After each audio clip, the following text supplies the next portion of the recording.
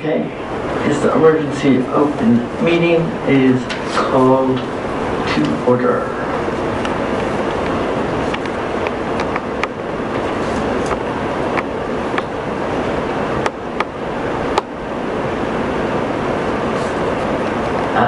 We are addressing the current emergency conditions existing in the state of Rhode Island.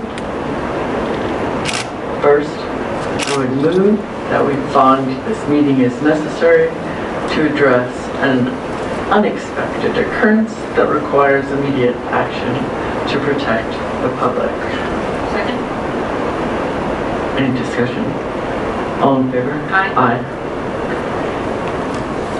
Next, I move that we find, pursuant to Rhode Island General Laws 39-1-32A, that public safety requires an immediate order of temporary duration to protect the welfare of the people. Second. Any discussion? All in favor? Aye. Aye. I next move that we enter an order effective immediately, directing all electric, natural gas, water, and sewer utilities that are regulated by the Public Utilities Commission to cease collection activities, including service terminations for non-payment for a stated period of temporary duration, to wit, effective immediately. Today is March 16th, 2020, through March 31st, 2020, for all customers, except for residential customers. The period of temporary duration for residential customers should extend through April 15th, 2020.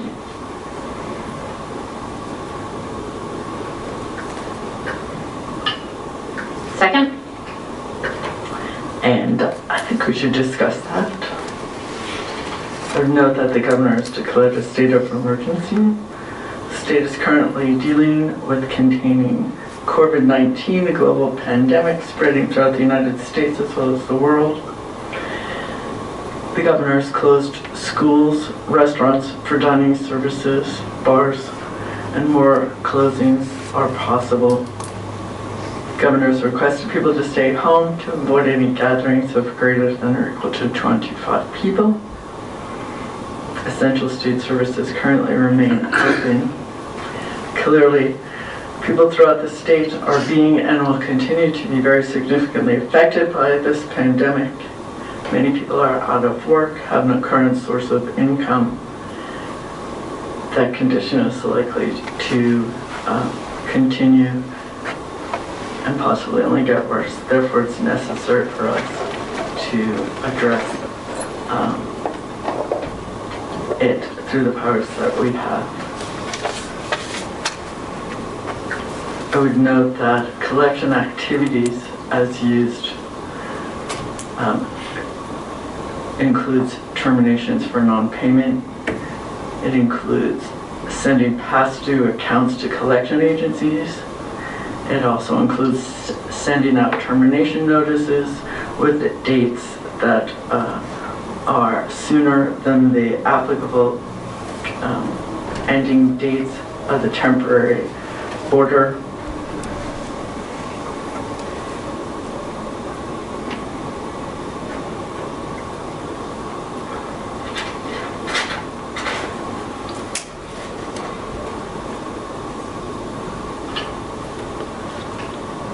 Additional discussion?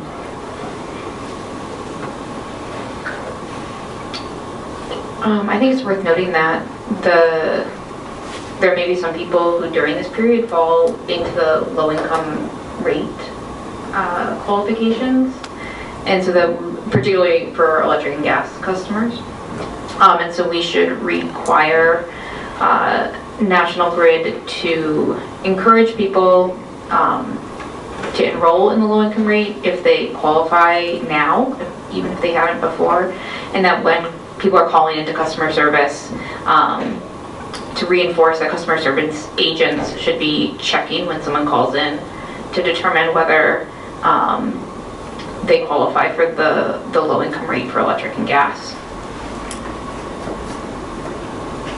And just remind people that eligibility for the low income rate is based on annual income, estimated annual income, and it's likely that annual income estimates for a number of customers of National Grid will drop below that, or in ensuing days if it hasn't already.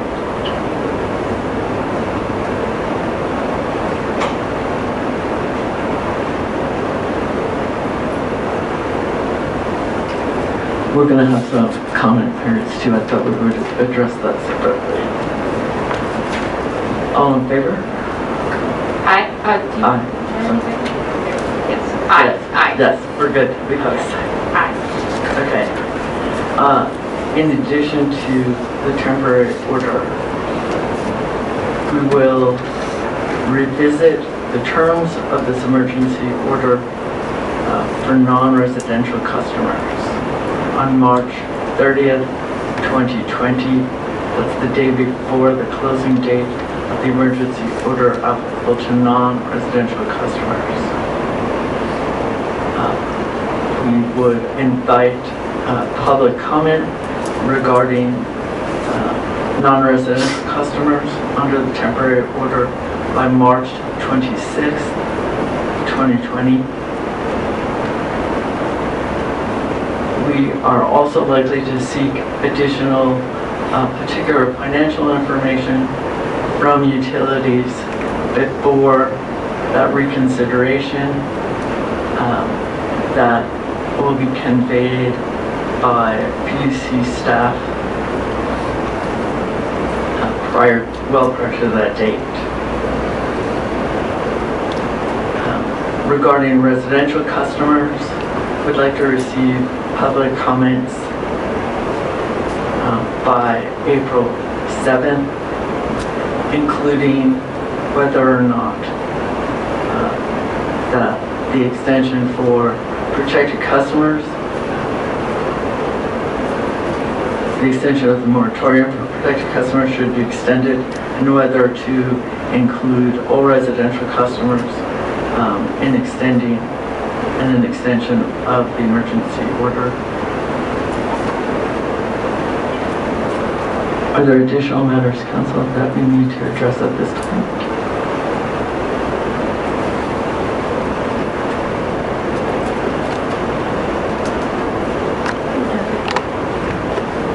Those were the two items to revisit both. So the March 30th is to revisit the non-residential, and April 7th is to request the public comment of whether the winter moratorium should be extended for protected customers and or whether to include an extension of the emergency order for all residential customers.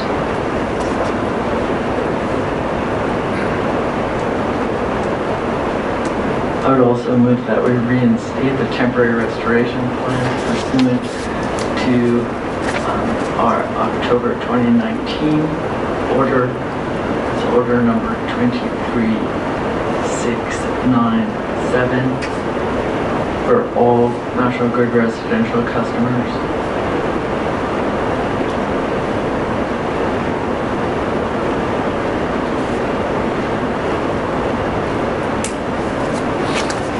So that from today through April 15th, 2020, any residential customer whose utility service has been terminated by National Grid for non-payment or has a termination date scheduled is entitled to have such service restored by National Grid.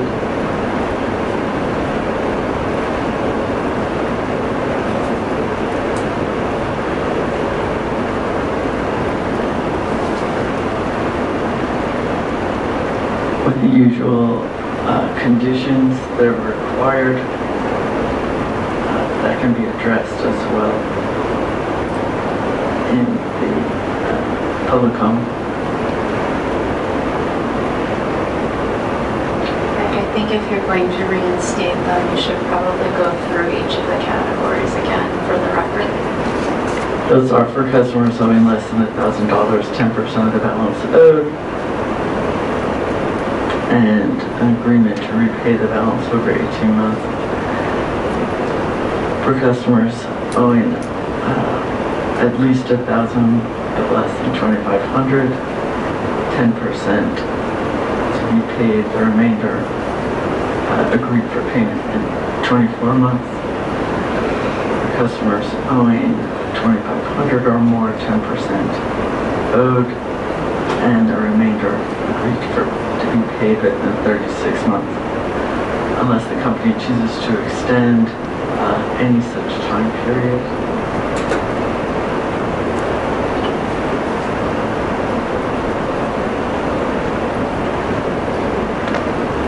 Are you going to continue with the conditions that the commission has typically required in the fall time frame, or?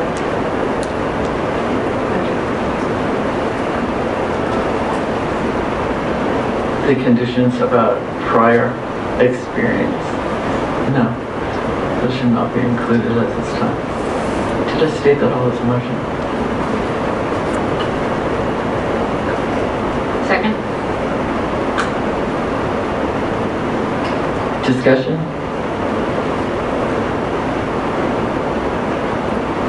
Anything that I missed? All in favor? Aye. Aye.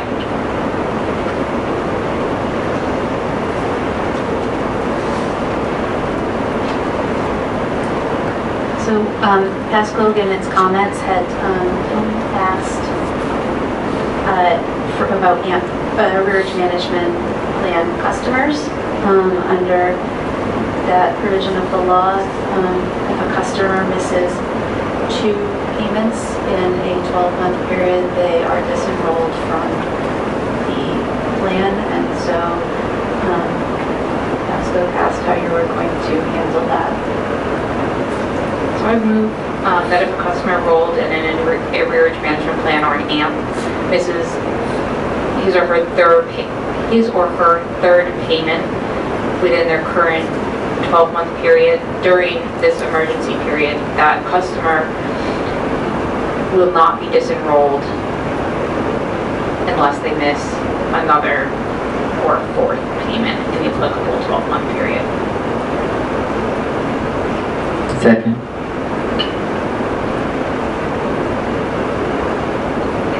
Any discussion? All in favor? Aye.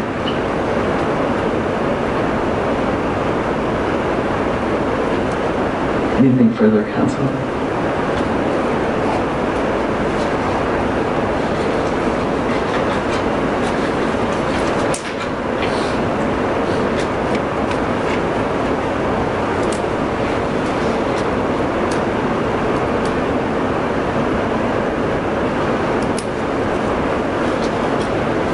I know the commission ordered the temporary restoration plans to be reinstated effective to date. I just wanted to let you know I haven't heard back from National Grid whether they're capable of having their billing system do that today when everybody's working remotely. Council for National Grid was trying to get me an answer back before 2 o'clock, but I haven't seen it come through yet. So I'm sure they will make their best efforts to comply. Yes, we can just direct them to make their best efforts. Anything further?